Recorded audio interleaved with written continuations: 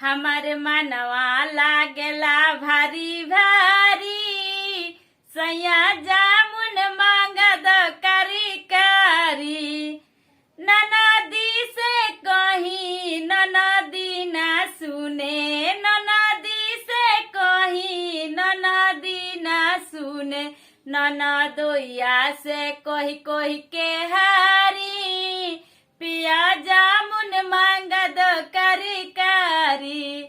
हमर मनवा लागेला भारी भारी, सैया जामुन मांगद करी करी। देवरू से कहीं देवरू ना सुने, देवरू से कहीं देवरू ना सुने। देवरिनिया से कही कही के हारी, सैया जामुन मांगद करी करी। हमार मनवा लागेला भारी भारी, सैया जामुन मांगद करी करी। ससुरु से कहीं ससुरु ना सुने, ससुरु से कहीं ससुरु ना सुने।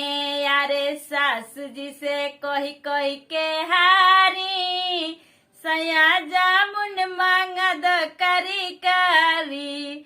हमार मनवा लागेला भारी भारी, राजा जामुन मांगद करी करी।